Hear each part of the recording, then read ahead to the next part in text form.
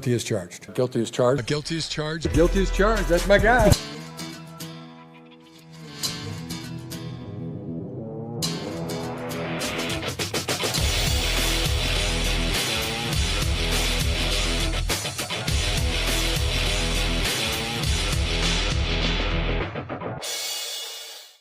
Hey, what is up, everybody? Welcome to the Guilty as Charged podcast. My name is Steven, and I am the host, coming to you live on a Wednesday evening. Bit of a different schedule because of the Monday night game. Apologies to our East Coast audience for missing tonight, most likely.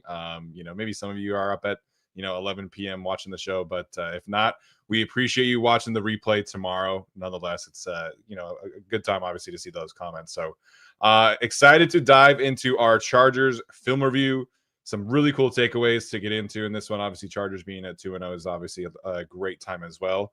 And joining me to do that, as always, is my good friend Tyler. Tyler, what's up, man? How you doing tonight? Doing very well. Taught today till 3:30 and then coached until 7:15. Drove home, jumped on here for another hour or so, and I'm pumped. Like, when the Chargers win, like, you just have twice the energy. You can do whatever. Like, all's good in the world. A lot of Raiders fans at my school, and got to rub it in their faces a little bit. So life's been pretty good the last couple of days, and I'm excited. Thankfully, for now at least, we're done with these like Monday games or Friday games, so we get to have like a normal game on Sunday. I don't know what to do with myself, although I won't be here. I'll be actually at the game. But it'd be nice to have like a normal schedule finally. Yeah, the next primetime game is Week 8 against the Vikings on a Thursday night. So it's been nothing but a chaotic schedule to open the season. Obviously, with a Friday night game. Yeah, and then Monday night doubleheader night game, so it was obviously very, very different. If the Chargers had managed to lose, I don't know if we'd be live right now at 8 p.m. I think we probably would have waited for tomorrow to do this. No, I'd be eating fried food in my pajamas. So love it. So before we get started, of course, I have to give a quick shout out to our friends over at PrizePicks, the best and easiest way to consume daily fantasy sports. This episode of the Guilty as Charged podcast and every episode of the Guilty as Charged podcast is brought to you by PrizePicks. Hopefully, you were able to cash in this past week, as the Chargers had quite a few beneficial selections that you could have chosen. We're going to talk about the Khalil Mack injury today. That was an easy one for me, and thankfully, he did get the sack before he got injured. So the Justin Herbert rushing number might start creeping up here, but that feels like a bit of a free play right now. More on that later. So hopefully you guys are able to cash in on some of these selections over the past couple of weeks. We are full swing into the NFL season, obviously, and PrizePicks has you covered with the best and easiest way to consume daily fantasy sports. All you have to do is pick more or less on 2 to 6 player stat projections. If you get your picks right, you could cash in. And PrizePicks is now available in 40 plus states, including California, Texas, and Georgia. So go to whatever app store you use, download the app PrizePicks today. Use the code GUILTY to get $50 in lineups after you play your first $5 lineup. Again, that is code GUILTY to get $50 in your lineups after you play your first $5 lineup. PrizePicks, it's good to be right.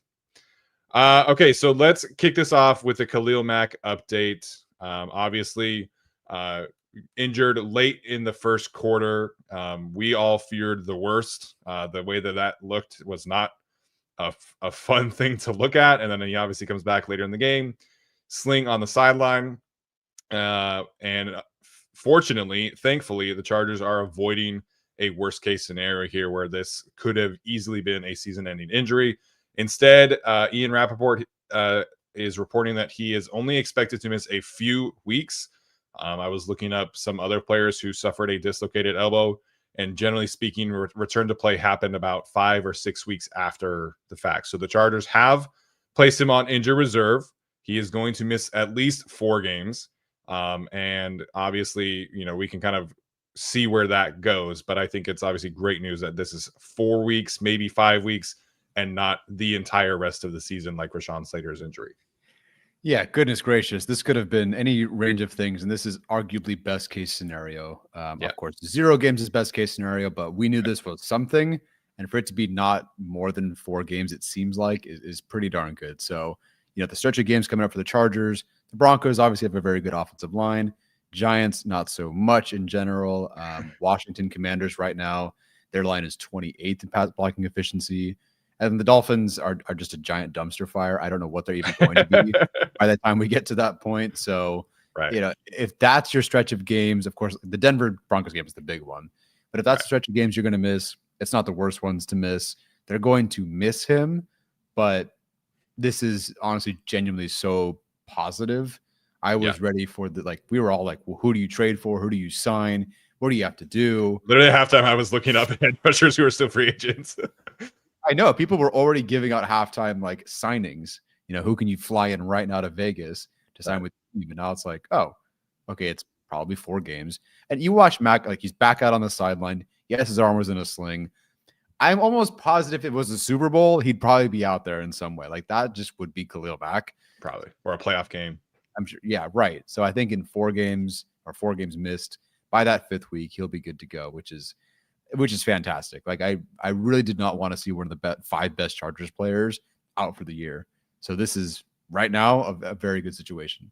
Yeah, good situation. Obviously, we all want every player to stay healthy, but this could have been significantly worse. And so a minor dislocated elbow. I'm sure it was painful as heck the last few days. But no surgery required is obviously great news. So missing the Denver game is going to suck. Like the Broncos offensive line is really, really good. You know, I was going to say the Saints after calling them the Broncos right now, because Sean Payton is just like so ingratiated as a Saints guy for me. They do so many like deep pass drop concepts. So having Khalil out there would have been super important. But, you know, the other 3 games that he's at least going to miss, I don't feel like that's a huge deal. So the Giants, you and I were talking beforehand.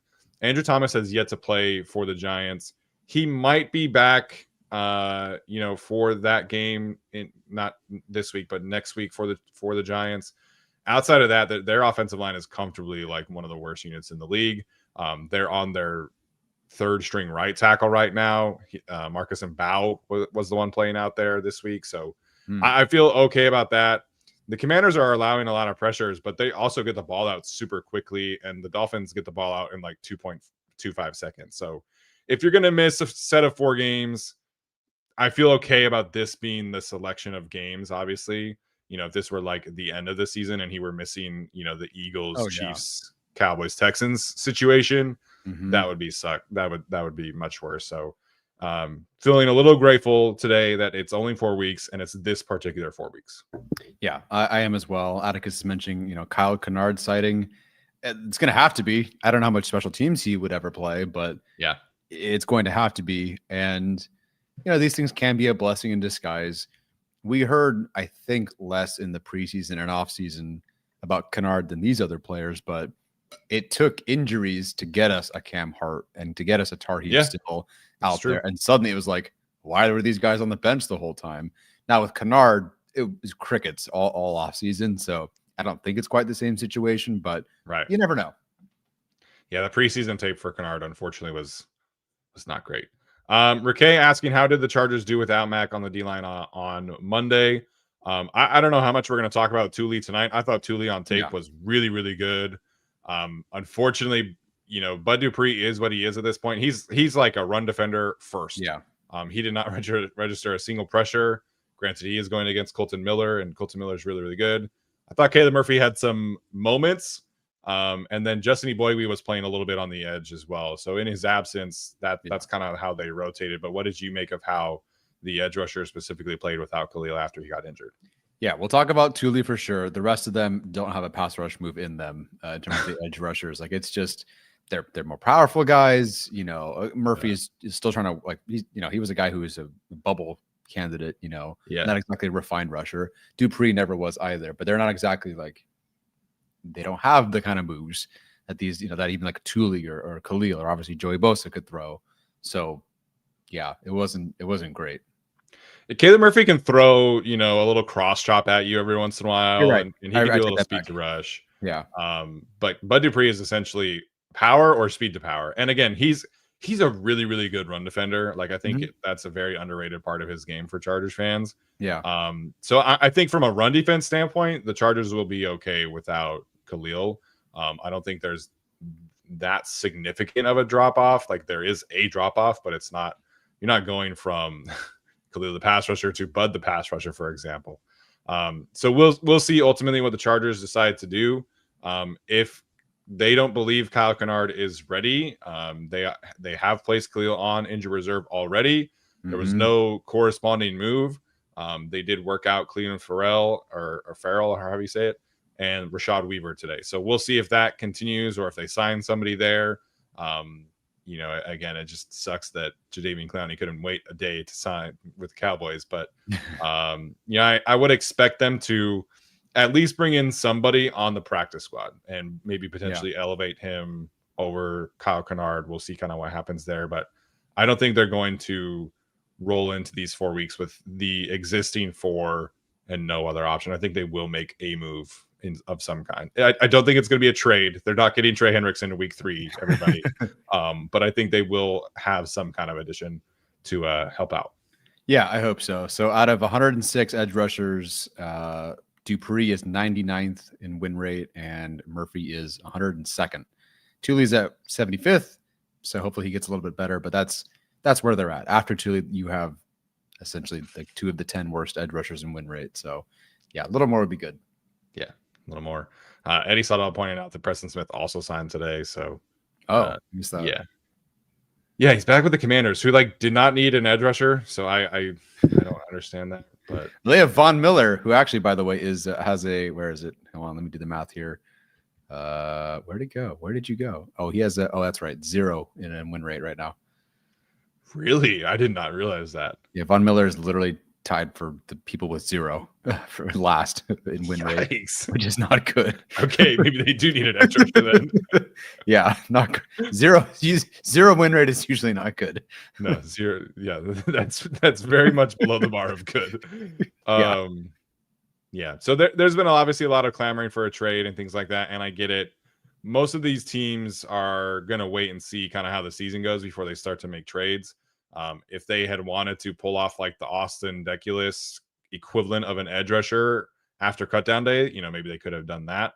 But right now, these teams like Miami and Cincinnati, who are trying to figure out where they're at. I mean, the Bengals are 2-0. It's not like they're 0-2, and obviously Burrow's hurt and that sucks. But they theoretically can kind of stay afloat here in the AFC, and the Dolphins are probably going to want to wait until they start trading off pieces and firing coaches. I don't know. I assume, but we'll see what happens. Ask the Dolphins after they play the Bills on Thursday. Maybe more keen to trade a few players. Did you see Tua's quote about when he was asked about Josh Allen? I saw parts of it. What was it again? He was basically like, I can't do half of what Josh Allen does. And it's like, you're not wrong, Tua, but maybe don't say that out there. You make half the paycheck, right? Is that what we're doing here? Yeah. Oof.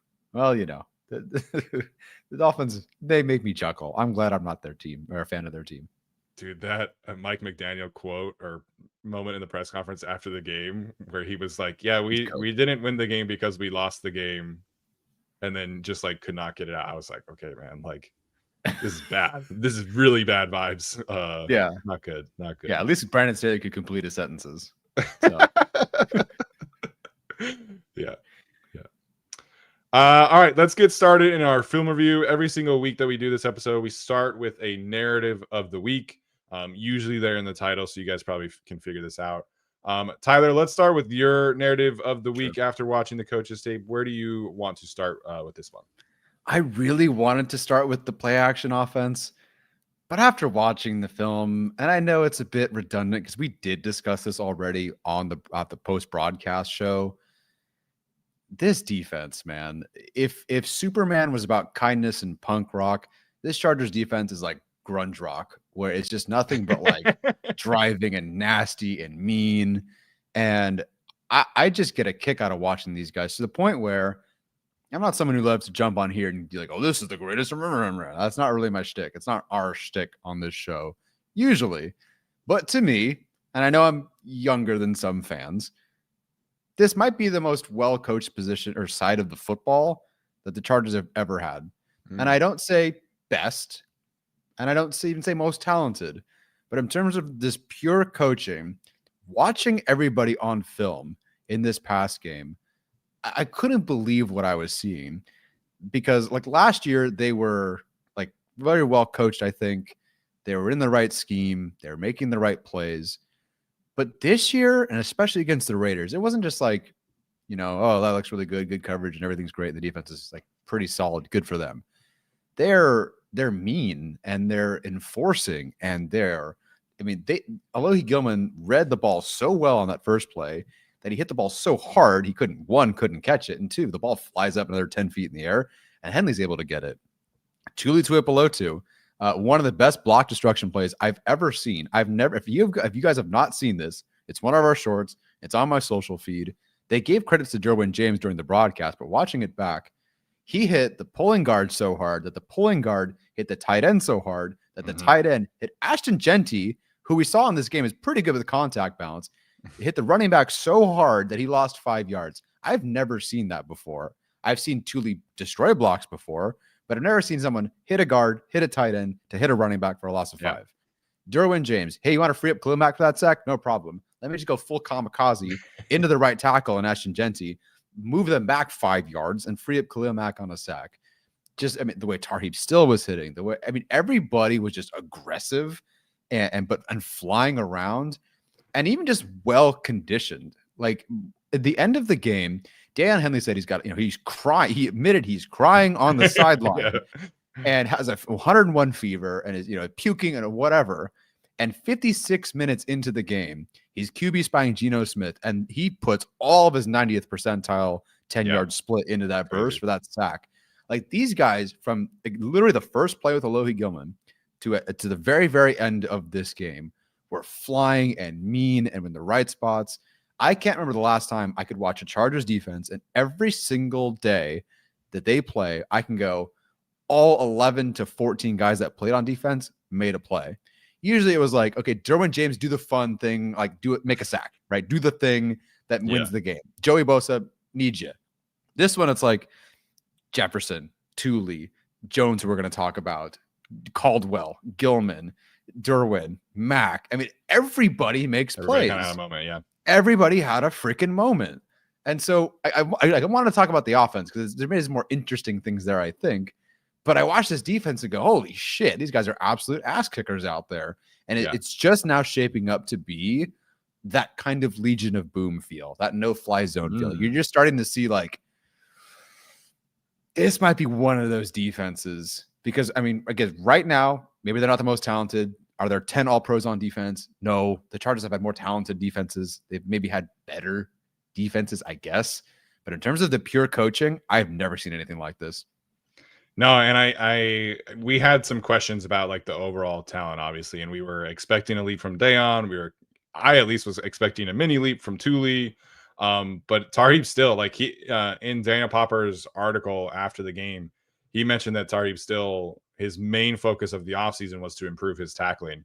And dude, there were like 4 moments in this game where he is fitting in the run fit and laying people out. Dante Jackson did not have a reputation of being like a hitter and like a tackler. Like his thing was, I'm fast, I'm tall, and I can get some interceptions. And he's had 3 or 4 hits over the last 2 games that I'm just like blown away by. Troy Dye has had some moments as well. It's unfortunate that Cam Hart got injured because on the play that he got injured, he absolutely walloped Jacoby Myers. Yeah, he did. And everybody is hitting. And Tony Jefferson on like so the first play was the interception, obviously, but the next first play after that one, Tony Jefferson just comes up and just lays into, I think it was Dante Thornton who was trying to run block him. And Derwin James did the same thing. Like, we've seen kind of Tuli and Khalil, like they've talked about when tight ends try to block them, they just take it really, really personally. And Derwin and these corners, when receivers try and, block them, they take it very personally. And so I love the mentality that they're playing with. I love the contributions that they're getting from other guys that we're going to talk about as kind of like unsung heroes. And it just looks fun. And Jesse Minter, started doing this new practices this year where they were kind of doing a point system for who was running to the football the most in training camp. This is from Daniel Popper's article. Mm-hmm. And after every single practice, they would like give out an award or say this player won the most, run to the ball moments. And you see that with every single player. They all have these moments where they're sprinting to the football and tackling the ball carrier or getting, close to the ball carrier. And it's just like last year they were doing so many cool schematic things that it was like they Sure. were just so hard to play against, and they're still doing that. And then also they just kind of taken the physicality up a notch, and it's been a true treat to watch through 2 games so far. Yeah, it really has. There's a couple of plays, sometimes it's tough for the offensive line because you're like kind of facing you can't see the quarterback. But there's a few plays where Geno Smith is trying to scramble or move or whatever, or Genty's trying to make up some yards, get free, whatever. And it's just like they just out hustled the Raiders. And sure, it's like the Raiders, whatever. But like, this is Pete Carroll's Raiders. I expect them kind of like Harbaugh to be this like, balls to the wall, high energy sort of group. And again, it is the offense, the offensive line or the receivers are down there. I get it. But every play, it's like there's 6 Chargers on that one Raiders defender. And just making the right. I don't know. It was just an absolute treat to watch on film again. Yeah. It was great to watch on the broadcast. Obviously, my dad's been nothing but complimentary of this Charger. Like he said he rewatched the game and was like, oh my God, this defense. And everybody's now seeing it. And it's great to just have watched film and gone like this group is freaking awesome. Yeah. There was a cool little exchange I had on Twitter with Tony Jefferson, who if you tweet something out about him, like he will find it. So make sure you're tweeting positive things, I guess. So I tweeted the clip of his interception, and in the interception, he's doing they were doing a cover 2 look. So he's the safety on that side. Yeah. He comes down onto Dante Thornton, who's running kind of like a deep out. And then scramble drill, Geno Smith escapes the pocket. And so Dante Thornton turns up the field, and the interception is great. Like Tony Jefferson plays it perfectly. And I didn't even notice this until he responded to me, but he actually like does a little slight shove at where Dante Thornton goes out of bounds. So even if he had gotten beat, Thornton would not have been able to catch it because it would have been a penalty, because you can't go out of bounds and be the first one to touch the football. Sure. And part of that is Tony Jefferson being, the kind of veteran presence that he is. But I also think like those kind of things show up on tape. And, that kind of consistency, the attention to detail shows up on tape. If you watch any of the Chargers corners defend a deep out or a comeback, they're almost always breaking that pass up. And Dante Jackson had one this week. Tariq still had one this week. They always seem to know when the deep outs and the comebacks are happening, and they're just on it. And it's just been I think we feel really good where the corner is at, the safeties are at. I know they've had some injury to the linebacker, but I love where they're at. I love where the defensive tackle room is at. They're really just, now that Khalil's gone, they're really just missing that kind of player for me to be like, this is like one of the defenses, and Khalil's coming back, which is great. So, you just kind of have to weather the storm for Khalil being out, and this defense can continue to play very, very well going forward. Yeah, very excited to see what they do this week against the Broncos. I don't know what the Broncos offense is. I guess we'll let you know in our preview show. And also just like 8:30, there's over 300 of you here celebrating this win, just talking about film review on a Wednesday night. Hell yeah, guys. Love it. From a numbers perspective, the last thing I'll say about the defense, last year, we use the stat success rate a lot, which basically is measuring just like how many plays are you at least getting half of the yards on a distance. Obviously, 3rd down, 4th down, for it to be success, you have to get a 1st down. So last year, on a drop back basis, they allowed a successful drop back on 43% of their snaps. It was 2nd best in the league. Right now, through 2 games, that number is at 37%. So they've actually increased it by 6% to be the number 1 defense in the league in success rate. They're also number 1 in the league in EPA per dropback in the league right now, but they have 3 interceptions on Monday, so like that's going to happen. Sure. But the success rate is so important. And Dan Orlovsky and some of these other like guys who are at the game, they've talked about how just like difficult it is to move the football on the Chargers defense, and that shows up on the film, it shows up in the numbers, and it's just been again a real treat to watch so far. Yeah, it has. Okay, on the opposite side of things, this Chargers run game, man, is quite a mess. So I'm sitting there watching the run game, and I'm trying to figure out like what's going on. I'm trying to figure out like, okay, like what are the issues here? And I'm starting to notice like, man, like the shotgun run game looks really good. The under center game looks really bad. Like, is this backed up by the numbers? So I reached out to Blobman, shout out Blobman. And I was like, hey, like I'm seeing this on tape. I saw this on tape last week. Can you kind of like give me some information here? And sure enough, that is also backed up by the numbers. So the Chargers in total EPA per rush, they're 32nd in the league, which is not great. Success rate, they are a little bit better at 23rd at 35%. So it's a little bit better. And so he went above and beyond. He compared, he sent me a graphic comparing last year and this year. Last year, the Chargers, when they went under center, they averaged negative 0.12 EPA per rush, which is pretty good. This year, that number has dropped to negative 0.26. So that's a pretty significant drop off. In 2024, they averaged 3.85 yards per designed rush under center. And this year, that number has dropped to 2.15. Their under center run game is horrible. It is so bad. And to me, it's a lot of timing issues from like everybody. And that includes the line, includes the running backs, includes the receivers, includes the tight ends, especially the tight ends this week against Max Crosby, which was not fun. And I think just it looks like kind of a preseason feel. Like there's just a lot of, timing issues. When they go under center, it's almost always like a power run game, which is, you need combo blocks and you need chemistry and timing, and everybody just looks off. Sometimes at the point of attack, you'll have, a Trey Pipkins and Will Dissly combo block, and Will Dissly comes off too early. And then, the edge rusher linebackers are just able to flow the football. Or Bozeman and Becton will not be on the same page. Or Alt and the tight ends will not be on the same page.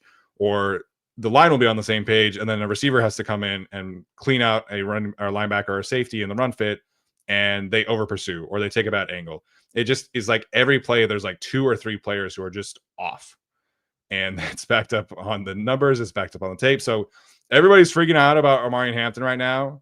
And their under center run game is so bad that I don't know how to parse blame out there for the running backs. The shotgun run game actually looks really good to me. I think all of their best runs so far, have mostly come out of shotgun. So they do this really nice trap / wham concept where they'll use Zion or Mekhi Becton to pull and hit out the defensive tackles. There's a lot of separation there. I think Omarion's best run came out of this look. So, I don't just want to say, hey, this looks bad. I also want to try and find solutions here. To me, their best run concepts right now are when their 4 receivers are out on the field and they can kind of get some lighter boxes and be able to kind of spread things out a little bit.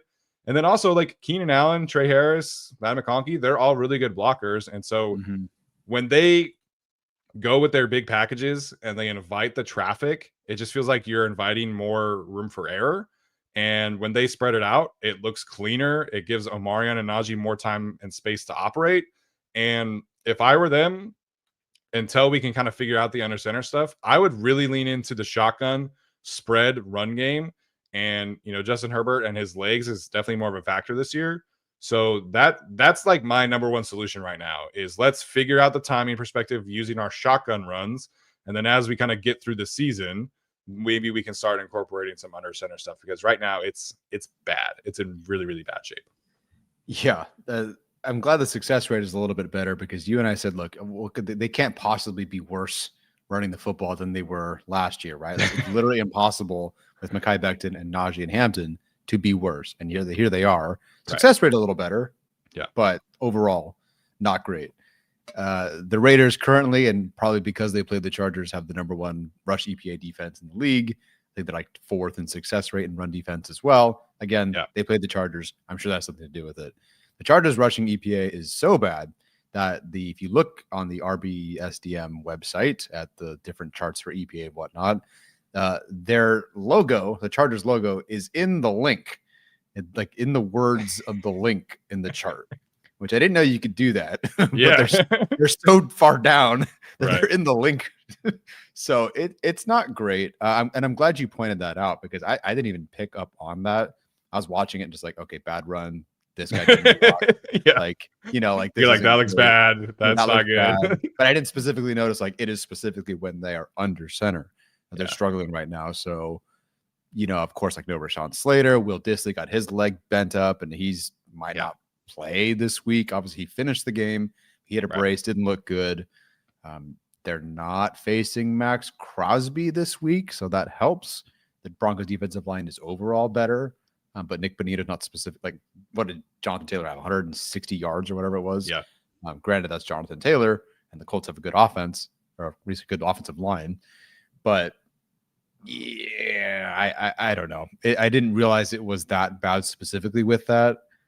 So I will personally have to go back and watch more of like what's going on there. But if it's so weird because I think most people are like, okay, with Greg Roman, with this group, with their tight ends, with what they want to do, let's go under center, run the football downhill, have at it. That's, to me, that sounds like, oh, that makes sense. And out of shotgun, it's like, well, I kind of hate that because you got to wait a little bit longer. It's not going to be as good. So clearly that would be worse. It's so interesting that it actually has been the opposite so far through 2 games. Yeah, the good news is that the Chargers do have some bad run defenses coming up. We'll see ultimately like how good the Chiefs and the Raiders are, but the Giants are 31st in run defense success rate. Broncos, despite the big Jonathan Taylor game, are 19th. Commanders are 22nd. So there's some good opportunities to potentially get this thing back on track. But unfortunately, it looks like a unit that switched tackles sides, that the right guard missed the bulk of training camp, was doing a whole like center left guard thing. It just doesn't look super clean right now. And the concepts are good. Like they're doing pin and pull stuff. They're doing counter. Like it's not a schematic thing. And Greg Roman, I know he knows how to design a run game. Just the timing is so bad on multiple fronts. Like a couple of years ago, I want to say like the first year of the Brandon Staley era, it was like the run game was like, yeah, like you would have some really good runs. And then like every once in a while you'd have like one big mistake from like Storm Norton or something like that. Sure. And you were just like, yeah, the run game is like really close. And then the next year they had like a really, I think they were 13th in success rate the following year when the offense was like the best, offense that Herbert has played with. This is not this case. Like it's multiple players on every single play that are like the timing is just not right. So I'm cautiously optimistic that will improve, and I'm cautiously optimistic that this regime that has looked at Justin Herbert and let's lean into the passing game is going to be able to figure this out. Yeah. And maybe lean into some more spread looks, maybe get Herbert some more design runs and stuff like that. Because the shotgun stuff it does look good. And right now the Chargers are 28th in runs that have been stuffed for no gain or loss at 31%. And I would wager that most of those are under center runs. So I'm not pushing the panic button yet because, again, like they did not have a training camp. And Mekhi Becton has maybe had like 2 padded practices in the 2 games. So, since he got hurt initially. So hopefully this continues. I would strongly encourage the Chargers to play Tucker Fisk. And not that Scott Matlock. Like, a lot of people are focusing on Scott Matlock. I actually think he's played really well in the first 2 games. But because Will Dissly was kind of hindered a little bit, they had to put him more in like a tight end role, and he does not do well in that. He's best suited as a true fullback where he can get a bit of a runway and have some space to kind of get going. And Tyler Conklin, I think he's an underrated receiver. He's not a great blocker. So when you go from Will Dissly, Tucker Fisk, and Scott Matlock as the blocking unit last year to Will Dissly gets injured and in game it's just Tyler Conklin and Scott Matlock, that's also an issue. Yeah. So I would really encourage them to play Tucker Fisk, have some cleaner edges with him out there. And then hopefully, you kind of do some more shotgun run stuff, and Omarion and Najee both can kind of get going a little bit too, because they're, Najee has looked good in limited touches, and Omarion, I think, just kind of needs more reps. So I'm cautiously optimistic that it won't continue to be this bad, but it's been very bad so far. Yeah, and again, a great call. I think it will improve too. Najee, they're still trying to figure out like what can you do out there, and I think it looked much better. They really leaned on him at the end of the game, and I thought what he did looked pretty good. Hampton, rookie, trying to figure things out. So I think they'll figure it out. Will it jump to 10th? No, but I think they'll definitely figure it out over the next couple of weeks. Yeah. Good question from Julio, saying that he understands the chemistry being off, but how has the pass pro been so good while the run blocking has been so bad? I was nervous about the OL chemistry with all the moving parts, but pass pro has been good. I think it's a lot easier to practice pass pro without pads, whereas run blocking without pads, it's very difficult to like really get a feel for the timing on a combo block when the defensive tackle is not able to like really get, into your pads. And It's just a little different. A lot of the pass protection stuff is schematic. A lot of it is just like instincts, and a lot of it is, technique, which you don't necessarily need pads for. So it's a bit of everything there. But I think it will continue to improve. At least that's what I hope anyway. Yeah, well said. All right. Before we continue here, we are going to take our first break of the night with our audio audience. So we'll be right back, and our YouTube audience is going to continue right along. All right, let's get into our unsung heroes of the game. If you saw me tweet film stuff, I think for me, you have two like really main choices. I'm going to go with Naquan Jones for my unsung hero of the week. Somebody who was really flashing a lot, very frequently in the preseason games, just constantly felt like he was in the backfield. And that continued into Monday night. And, we mentioned like the effort and flying to the football. There were 2 times where Naquan Jones, as the nose tackle, ends up sprinting to the sideline and making the tackle. One of them was like a little push out to Geno Smith on the sideline. That's not like a huge tackle, but there was a play where Geno checks down to Ashton Jeanty, and Ashton Jeanty, like Derwin's right on him immediately. Derwin was trying a little too hard to, I think, punish the rookie during that game. So Jeanty makes Derwin miss, but Naquan Jones is right there on the spot, just hauling ass to get to him and tackles him right on the spot. And then he also has the 3rd and 1 situation where Dayon gets the credit, but I think that play is made because of Naquan Jones, who just does a filthy arm over on the center, disrupts the timing again of the run blocking there from the Raiders, allows Dayon to be free and go and get that tackle for loss. But that play is really made by Naquan Jones. He had the batted pass as well. So the batted pass thing, I think, by the way, is just a really nice coaching point from Mike Elston going forward. So something to keep an eye on if that continues. But I think Naquan and his effort and his ability to just, be an anchor in the run game really popped. And so I think his performance really elevated things, especially like Justin Eboigbe goes out for a little bit. Otito Boney obviously did not play in this one. So you needed guys to step up, and Naquan was able to do that. I thought he was a really underrated performer on Monday night. Great call. 96 was definitely flashing on the broadcast and certainly was in the replay as well. I think that this is clearly, I would think, who they're going to stick with moving forward. I don't see why at this point they would have him be anything other than active. I understand, if he's not ahead of Caldwell or Hand or whatever, but that specific play you're mentioning, that kind of hustle, every time I see that from one of these 300-pound guys, it's such a classic hallmark of Jim Harbaugh, Jesse Minter, to have that kind of effort out there. And that play in particular, even on the broadcast, it's like, hell yeah, like that is such an underrated aspect of any of these defensive tackles. Back to Puna Ford last year, Tart, now Jones this year. They've all got that. And again, like this defense, everybody's flying around. So Jones, excellent call there. I want to see him play more, I guess. I don't know who he takes a spot of or who he takes snaps from, but clearly over Otito right now. Yeah, clearly over Otito right now. I think the other nice thing about Naquan is that he could potentially give you some flexibility with Tier Tart, where Tier Tart can kind of play a 3-tech role, which I think he can excel at too. So Tier Tart right now is the starting nose, and Deshaun Hand is your starting 3-tech. But I do think Tart can give you some snaps at 3-tech. He is a pretty versatile player, and Naquan Jones as the nose tackle is really stout. He can also be an impact pass rusher from time to time. So I'm really happy with the 4 main interior defensive linemen. Justin Eboigbe has had some good moments too. They obviously don't have like a star, but all of them have had some good moments in each of the 2 games. Yeah. For me, before I say this, who was your second player you would have gone with for Unsung Hero? Jamari Caldwell. Okay. Yeah. I don't mind that one. I think that one works. But the sack, it's like, that's fair. That's a good call. Really, any of these interior defensive linemen can be unsung heroes every week.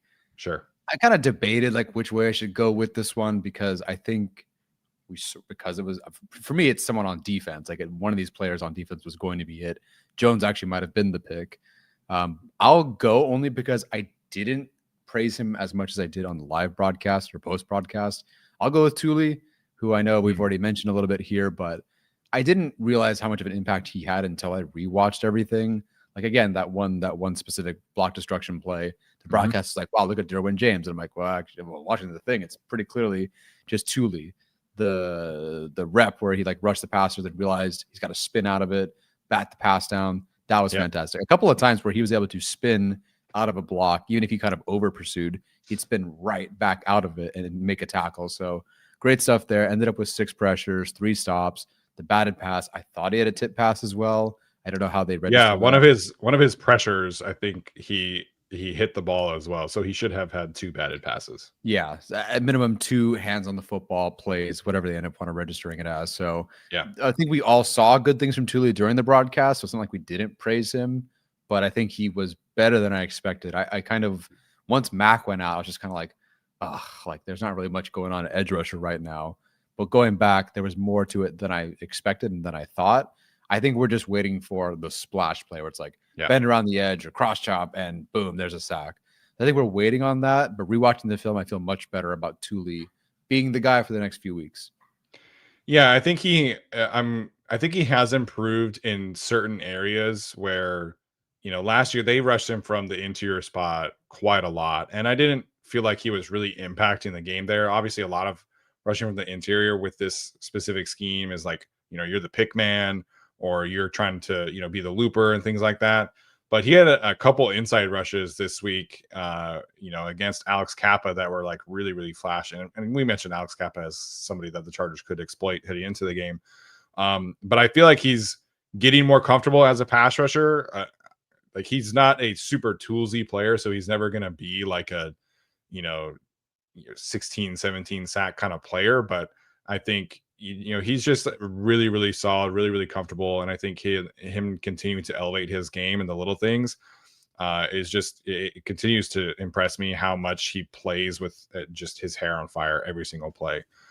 There was one rush where like he does try to turn the corner on DJ Glaze, and Geno Smith steps up and then to the right, and then Dayon kind of like loops around and Geno turns back around, and Thule was like right there waiting for him. So Thule's effort will always stand out. It just gives him such a high floor. His run defense, same kind of thing. I am curious, just like now that he is the guy, what does that look like now that he's going to be getting chipped more or double teamed more? How much is that really going to impact him a little bit? But from a run defense perspective, effort perspective, I'm always going to be pleased about Thule. Yeah, very curious to see him in this role. He's never had a chance to be the guy for at least 4 games now. So very, very excited. And I feel a little bit better. Having watched the film, it's like, okay, even if it's not a 2-sack performance, I feel like there's a nice floor here for him to help out. And clearly the defense didn't suffer because, of Thule's play. So, we'll see how he does moving forward. Yeah, I agree. Next up here, we have our segment of what is real or fake. I do not have a fake this week. I have 2 reels. Sure. But do you have a fake this week? Not really. I was trying to think of one. It's like, I don't really believe in anything other than I think it's fake that the Chargers think they don't need Tucker Fisk. That was the route I would have gone. So hopefully they can play Tucker Fisk more. Yeah, that's fair. That's fair. What is your real takeaway from the film? All right, so I will talk about offense because I guess there's a whole other side of the football too. To me, I think the Chargers are proving you don't need a great run game to be good at play action, which I know that people have we know that now. That's a statistical thing, but like the run game sucks. So clearly you don't need one to have a good play action game. But you just have to sell the threat of a run, and at minimum with Najee Harris, with Hampton, and with the way they kind of make things look and dress it up. Yeah, they can definitely sell the hell out of a run. And Brady and Fajoko tweeted either the night of the game or after the game that they were doing a great job of selling run out of heavy personnel. Like, here we go. We're going to run it. And it just kept everybody so honest.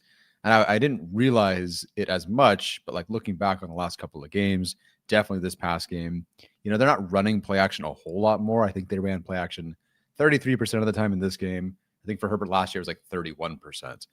That's just kind of like the way they're dressing some of this up. And again, like selling these fakes.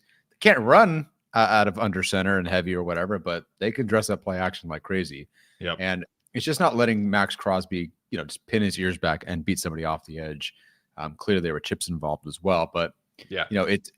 It's twofold for this. Like the play action, this working for them is twofold because one, Herbert had a perfect passer rating, 135 yards on I think 7 completions, 2 touchdowns, was perfect. Like from the passing game perspective, it was perfect. But what it really was for this offensive line. Yeah. And you got to give them credit. Like they do look pretty good. But the fact that this, like Greg Roman is able to, like, while shorthanded, make this work, he's merging his style with like the protection plan. And it really just seems to be benefiting them so much right now. So we'll see, like, long term how this looks. And I don't want to jump. We all know they're playing the Broncos and the Giants next. So I'm like waiting to really say maybe how I'm feeling about this group, because I think we know what could happen in the next couple of weeks. But right now, the marriage of how they're selling it, how they're calling it, who's in the backfield, and just Herbert playing lights out in general, not only is it good for the offense, but it's good for the offensive line. So this is here to stay. I hope it's here to stay. I don't know, how effective they'll always be, but this is clearly doing, at minimum, something very positive for the offensive line. So I hope it's here to stay. Yeah, I think in both of the games, they've done some really great work from, selling the formation, selling the personnel, making it look like they're going to run. NSM pointing out, Mina Kimes has talked about the play action thing without a good run game for years. And the Chargers they'll do this thing again. Well, they'll make it look like they're going to run a counter, and they'll pull the guard across the formation. And then with the guard and the halfback, they'll go block Max Crosby. Yeah, which is, I would never put just Scott Montock on Max Crosby, but when you have the running backs that the Chargers have, that is a great way to kind of counteract a pass rusher like Max Crosby. So they're doing things like that. They'll do things where, they'll completely slide the protection and leave a tight end and the running back again on the edge rusher. They just were really smart with how they went about protecting against Max Crosby, to the point where he's kind of going on the inside a little bit more. He's trying to be a looper a little bit more. Trey Pipkins also had some like really good one-on-one reps against Max, I felt like, as well. But the pass protection plan in general was really solid, and a large part of that is the way that they sell play action. So Herbert is part of that as well. He's really good. He's become great at like selling the play action fake. And so I think it's a great call out. It's why they are able to kind of be the offense that they are, where they are, I think, 3rd in drop back EPA per play right now. And obviously a lot of that is Herbert, but their passing offense is so much better than their rushing offense, which I knew that was going to be the case because passing is obviously more efficient than running right now, and you have Justin Herbert anyway. But the chasm is ginormous right now. Yeah, so as of right now, they are. Oh, I have certain downs filtered out. They're going to be top 5, whatever it ends up being. They're going to be top 5. The other interesting point is that Herbert has been, partially because of his own extension, but also the pass protection. He has a full extra second now in play action passing in terms of time to throw than he did last year. It was like 3.1 last year, and it's almost 4 this year. In this game, I should say. So right now, I think it was 3.93 seconds in terms of time to throw against the Raiders. It's almost 4 seconds. And that's part of the nature of like play action and how Herbert can, like, I'm sure the play to Keenan Allen that he extended. The 4th down, yeah. The touchdown? Yeah. Like that might have been out of play action. I don't recall. So some of this on a per game basis is like some big plays that just are extended by Herbert. Yeah. But still, the fact that, it looked like play action, drop back, 1,000, 2,000. There was so much time for Herbert. Yeah. So it's just working. So the Chargers are actually 1st in the league in drop back EPA per play and 1st in the league in drop back success rate. So I undersold them. Wow. Yeah. Suck it, Raiders. The last thing about the play action that I like, the 4th down conversion to Keenan that you mentioned, the linebackers in that instance were Jermaine Pratt and Elandon Roberts, I think, who are 2 guys who are like definitely like run defending guys. And they sold all the way up for the play action fake because they assumed that the Chargers would run the football on a 4th and 1. And Keenan Allen just had like so much space around him in every direction. And it was a great design, great play call. I thought watching the tape, I felt better about Roman's overall plan outside of the jet sweep situation. I thought the rest of the game, I thought Roman was really, really good again. And it's been a very nice surprise to see two really solid game plans from Greg Roman right now.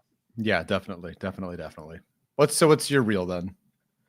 So the first one I want to highlight is Justin Herbert, the scrambler.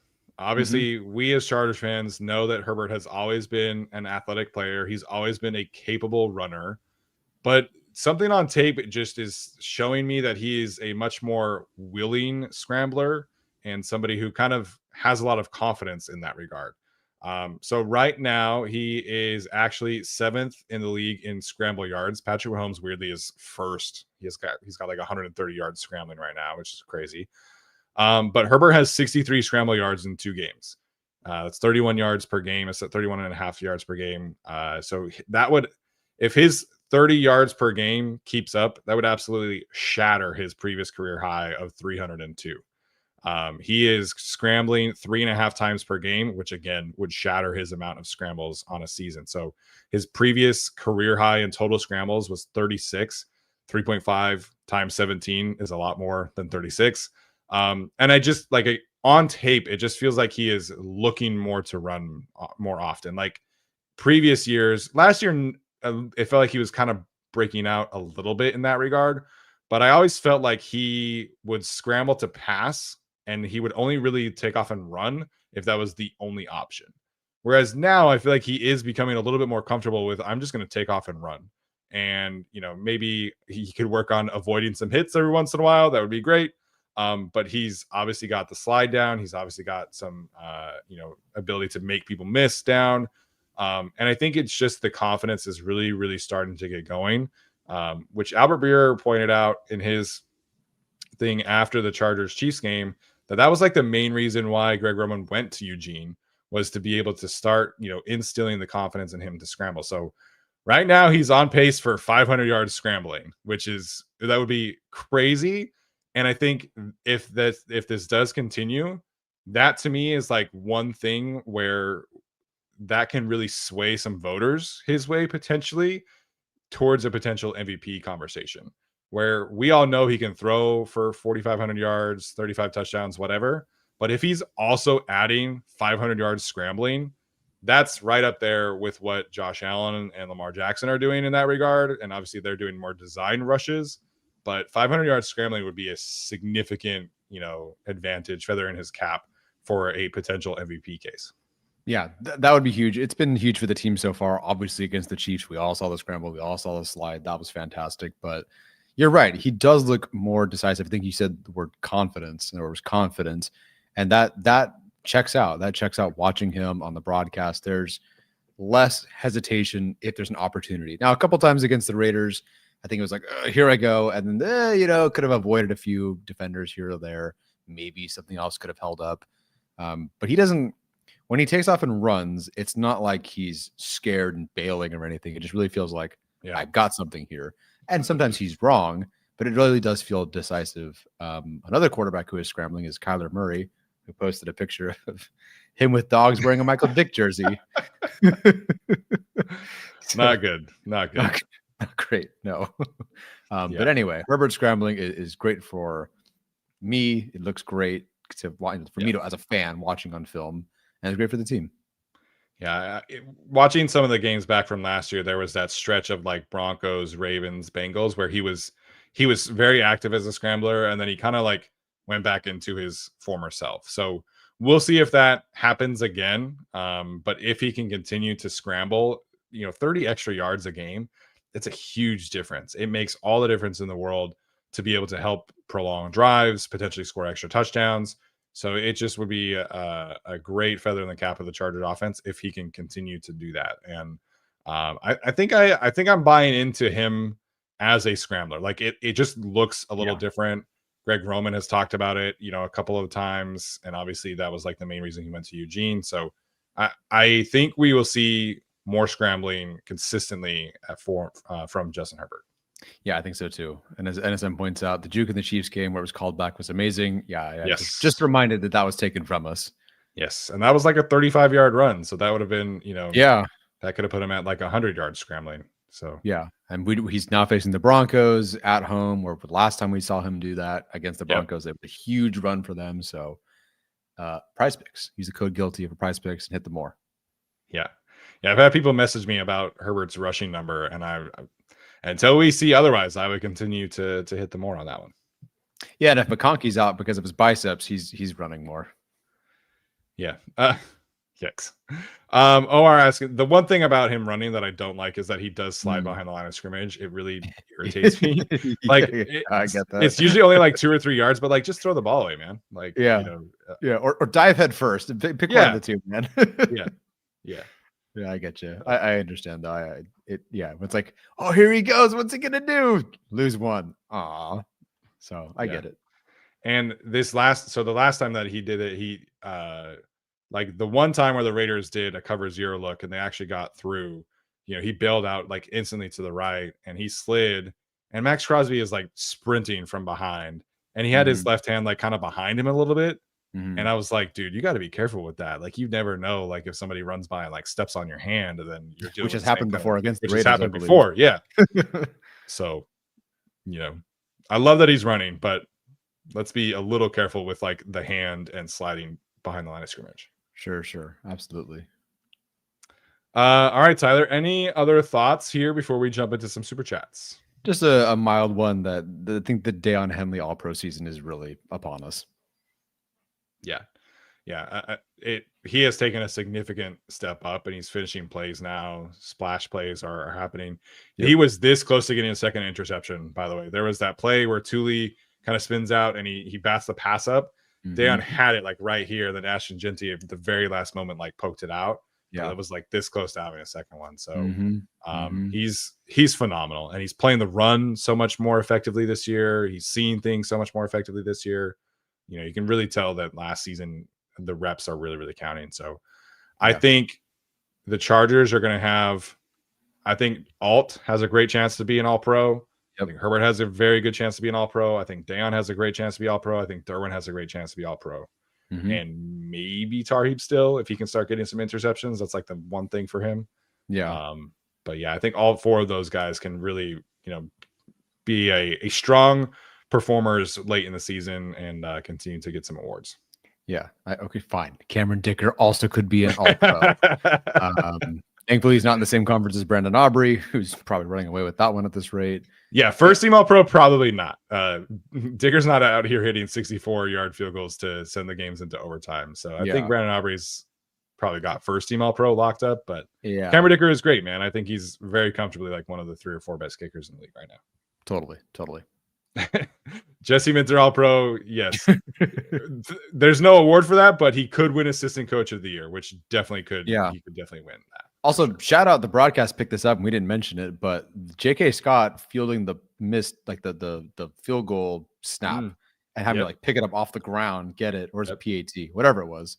Point is, good on J.K. Scott. I think it was the field goal from the 1 or whatever. Yeah. Might as well have been a PAT. Yeah, there you go. Yeah. All right, we'll get to some super chats here and then we'll head out for the night. Don Solo says Bo Picks isn't good. Herbert wins. He is circumcised. Was that last part really necessary? Trying to find the correlation there. Yeah. Whatever it takes. Right. Is Bo Nix not? Does anybody can we confirm or deny that? I have no idea. I like Bo Picks. Bo Picks is pretty funny though. Bo Picks is good. Bo Picks is great. Someone said Geno shits, and I was like, it's fine. But Bo Picks I like that one. Yeah, I'm not going to say that Bo Nix isn't good, but he's definitely not like through 2 games. It does not look like he has really taken that much of a step forward. And the Broncos offense in general looks very similar to last year. Yes. Yep. So we'll see. Mr. Dark Chow Chow, aka Dark Samus, artist formerly known, says it's early, but I am on the Connor Lew train. Center. Hey man, I tell you what. After February, when the Chargers win the Super Bowl, I will get on that Connor Lew film. Yeah, he'll be one of the first players I watch just because he's like so consensus number 1 center right now. So I will watch him early, but I think the Chargers probably need to throw a first-round pick at the defense. Not to say that Connor Lew is a first-round pick. I don't really know. But we've had a lot of premium offensive picks, and it's super cool that Jesse Minter can do what he's doing with this group. But Yeah. they need some blue chip talent up front, and Jesse Minter might not be here next year. So Yeah. Yeah, no, I completely agree. Watching, the game before the Chargers, Houston Bucks, and Derek Stingley just gets to line up across Mike Evans and just take care of business. Like, yeah, it'd be nice if Minter had that. All respect to Tarheeb Still and Dante Jackson, but like an actual lineup and erase that guy, that'd be nice. Or a Will Anderson type would be a whole lot of fun with Khalil Mack and Tuli Tuipolo to next year. Yeah. They're not going to get that level of pass rusher, obviously, where they're going to be picking. Sure. The season would have to go very poorly from them to be picking that early. They'd have to go a Mike Green route or something. Yeah. Which they won't. They won't. Next one from Dark Chow Chow again. He says also Zion's looking real, real good. He's been a lot better from a pass protection standpoint. Granted, the non-Chris Jones defensive tackles he's faced have not been super good, but the one thing I will say is he's picking up stunts at a much higher rate right now. Like that part looks good. I've always known that like one-on-one he can have some really good reps. So he's playing very well right now. But I want to see what it looks like on Sunday against a much better defensive tackle group who stunts quite often. So if Zion passes the test on Sunday, then I think we can kind of start having a conversation about the interior as a whole if they pass the test. Yeah, over the next 2 weeks, I will dance and sing and do a jig for any interior offensive lineman if they can hold up against this next group. Yeah, I agree. He wants to know next. Appreciate him for sending in multiple super chats. He wants to know how many head coaching vacancies do you foresee for Minter?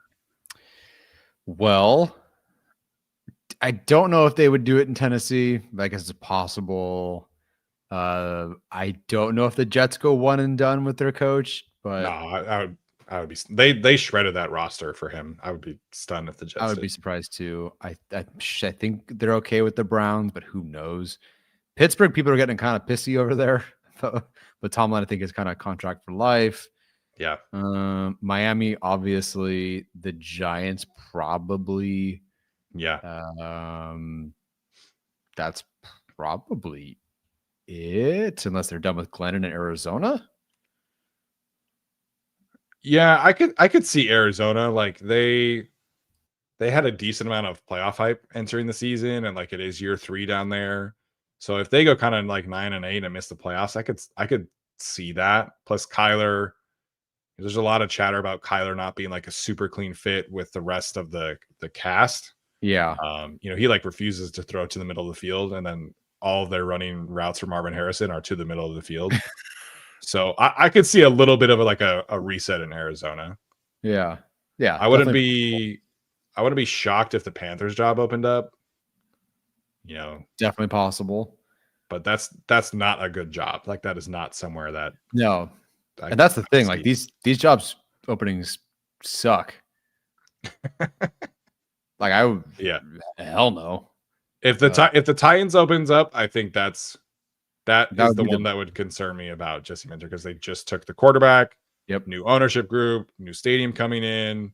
He's very tied to Nashville. So that is one that I would be a little nervous about if I were a Charge fan. Yeah. But it seems like overall a lot of stability around the league in terms of coaches, like for better or worse. It feels like everyone's pretty locked in. Yeah. I don't know. The one thing that could change there, if Jackson Dart comes in and looks like great, totally, and they still decide to fire Daboll, then that could obviously have a lot, because the Giants are like still one of the biggest brands in the league, a lot of history there. I could see if Dart looks good, I could see that being tempting for somebody like Minter. Yeah, definitely. I mean, if Dart looks good, you've got neighbors, like you've got some talent, you can draft some talent, and you make the defense solid. Ugh, that's still a whole rough situation. Who knows? Yeah. Fartman 420 says, just want to say I love you guys. Hell yeah. It's a great name. I love you too, Fartman 420. That's awesome. AN says, way too early prediction. Where in the all-time Chargers linebackers does Dayon rank? That is a very okay. Not one. I can tell you at least not one. Yeah. Not two after Edwards. So Sao Edwards, let's say. I'd have to know more specifically about more historical linebackers in recent memory, of course. Like like, I don't know. Obviously, you see the ceiling that Deion can have, but he's barely played. So, like, can you rank him above Denzel Perryman, for example, who wasn't a Pro Bowler with the Chargers, but like he was a Pro Bowl player, has played in the league longer. Technically, I think Donald Butler's 4 seasons before he was a money stealing hack that was pretty good. Yeah, I think it's tough because, statistically speaking, during like the 1990s, they didn't really track tackles for loss. They didn't really track total tackles. Yeah. I'm looking at the all-time records right now, and Gary Plummer has 792 solo tackles. He's second in franchise history right now. I don't really have a Gary Plummer take, but that's a lot of tackle. But after Seau and after Donnie Edwards, you're talking about Stephen Cooper, Denzel Perryman, Donald Butler. So it's not the craziest thing in the world to think that Deion could be, second or third, but I have a really hard time picturing him ever passing Seau, just because Seau was such an iconic piece of the franchise. And he also had like the pass rush stuff. Like Junior Seau had he had 47 career sacks. So he's got a ton of tackles. He's also 8th all time in sacks on the franchise. So it's tough for me to see him getting there. But if he can put together multiple all-pro seasons, I think he could be second. Yeah. Oh, if that's the trajectory of what he's going to do, which I think it can definitely happen, I could see it. But it'll take a lot to pass Edwards at all, and then he'll never pass Seau. He could arguably have a better career, and technically, I still wouldn't put him over Seau. It's just a thing, a legend thing. Yeah.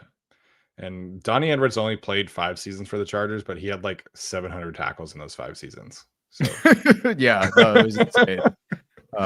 It was insane. I was doing like a best of the last 25 years thing recently, and it was Donnie Edwards was just like, even after the 2000s, it was like, holy cow, just insane. Yeah. Yes, above Manti Te'o.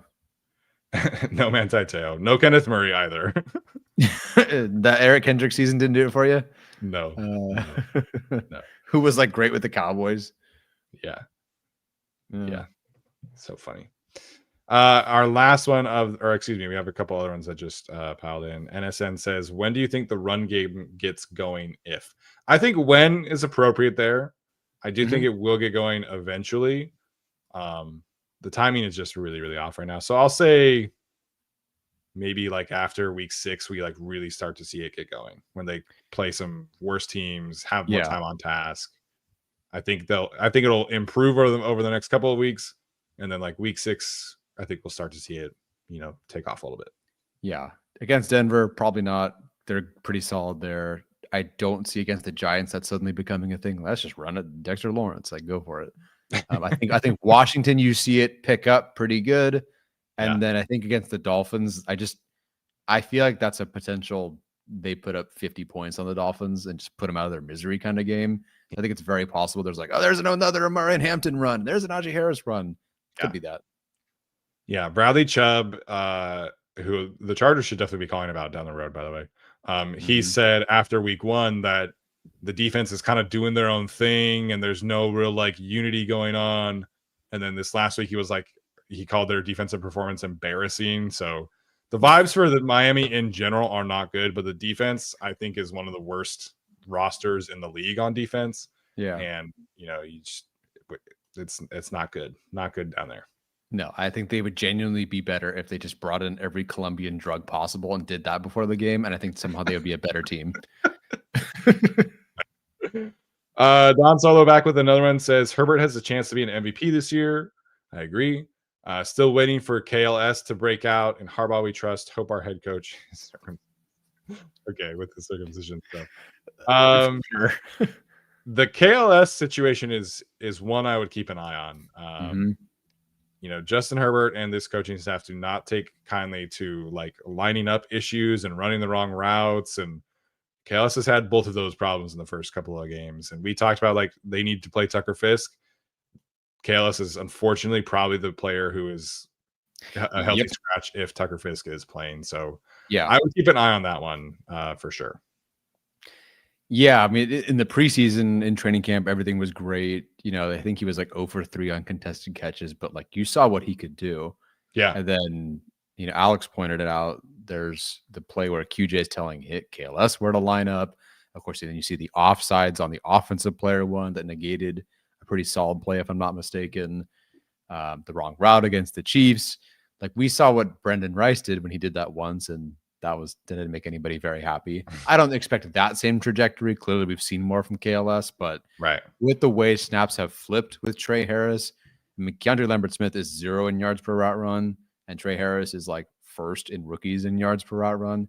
They don't get targeted.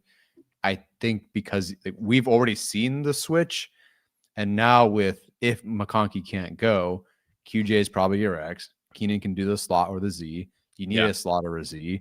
That's going to be more Trey Harris. So I think that we're going to start to see Trey Harris get more snaps regardless. But yeah, KLS having those issues is also not great. Yeah, and unfortunately for him, like I think it would be great if he could be given some opportunities on like kick return, because the whole Hassan Haskins thing is like not I'm working. faster than Haskins, yeah. And then Darius Davis is kind of their gadget guy. I would like to see KLS get those touches, honestly. Like he is a little bit more sudden and he's definitely more physical. Mm-hmm. There is some untapped potential there from that perspective.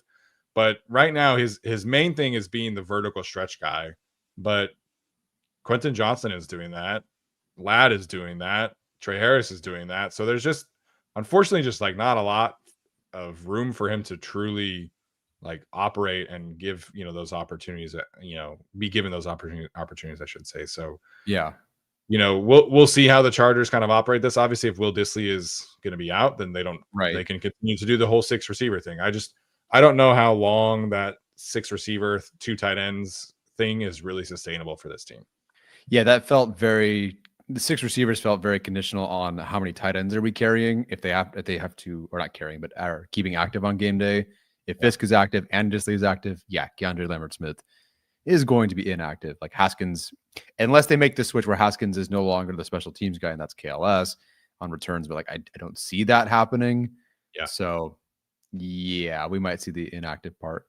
Kind of a bummer. Like we felt, especially for the last preseason game, whatever it was, when QJ had the concussion, KLS dominated the snaps out there. So it's like, okay, like he will be the first rookie out there. Good for him. Kind of won the right to be out there. But with Trey Harris, like catching that whole shot from Justin Herbert, which is a very specific thing Herbert does only to people he trusts. Randomly, Michael Bandy against Houston, of course, Keenan Allen, and then now, of course, like Trey Harris. Like these are Ladd McConkey. So I think if that's kind of what he can do, and if Quentin Johnson can, he had success vertically, like you said. So if that's kind of taken away from KLS, yeah, they're going to unfortunately make him inactive. I think his career will be just fine, but for right now, it's just not quite a fit. Yeah, I agree. Then Sean, simple AO. I don't know if that was in response to the circumcision thing comments, but all right, let us know in the chat. Are you circumcised or not? No, don't do that. Don't do that. Just a simple yes or no, everybody. What state are you from, and are you circumcised? That's how we're ending the show, everybody. Why? Steven's a great host, and I ruin it every time. Okay, we don't have to do that. You do not have to answer that question. Okay, that is going to do it for us tonight. Please make sure to leave a like, comment, review, all that good stuff. I can't help continue to grow the show. We will see you guys next time for our Broncos preview. As always, bolt up.